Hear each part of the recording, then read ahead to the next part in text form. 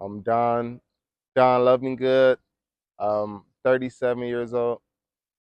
I'm from Compton, California. I grew up in Compton. I'm the third born out of what, nine of us? There's nine of us. Seven boys, two girls.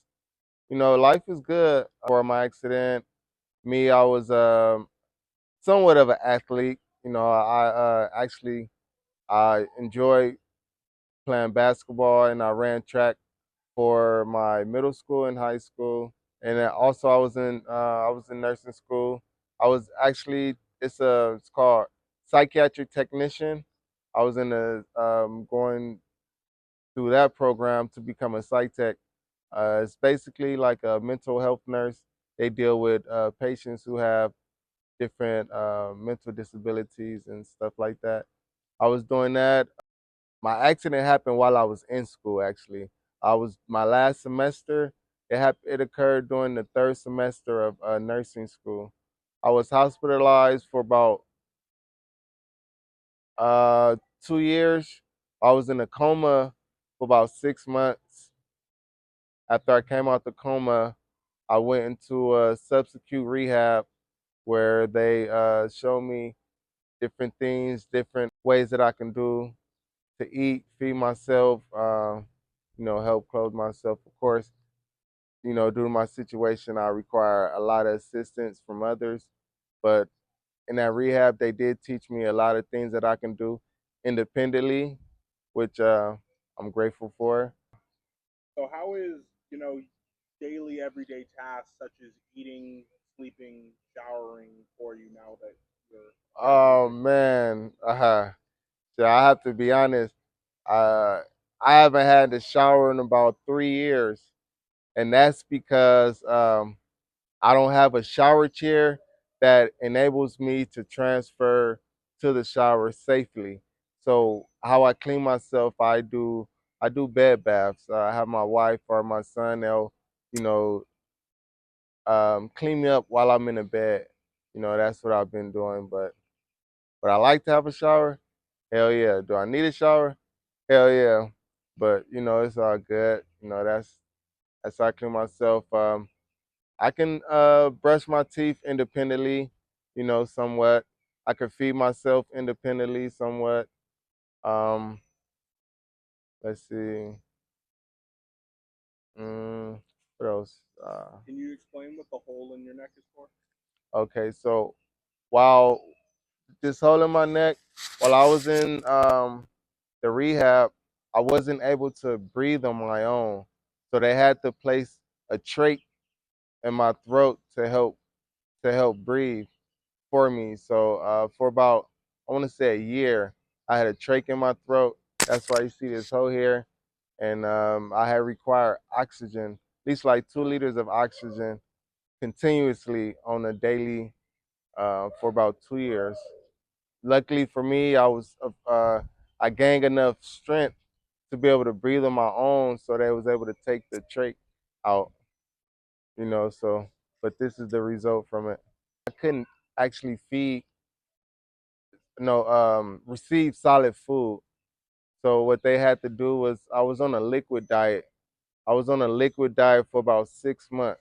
So they had to create a hole. They created a hole on the side of my stomach to insert the food. That was a that was a pretty interesting experience there. How's it been continuing to raise six boys, after this accident? Being a father after this accident, I want to say has been very, very challenging. Challenging in a way, um, I'm not able to be that authority figure that I once was. Like my kids, they let's see, how should I put it? They take advantage of the fact that I'm a paraplegic, because they do things that they know they wouldn't do if I was on my feet. Because I can't really get on them like I used to as a father, even though I still do. I still try. So other than that, everything's been fine. Everything is good. It's a lot of things that I do miss doing, with them. Because when I was on my feet, I used to be able to play with them, play sports with them, really be active with them, and I really do miss that. Being in this situation, and it's a lot of things that I can't do with them that I wish I was able to, you know. So the accident happened in 2020. The same time we're going through a global pandemic. hmm The same time you're in, a life changing situation while the world's changing around you. What was that like? Oh, that was crazy.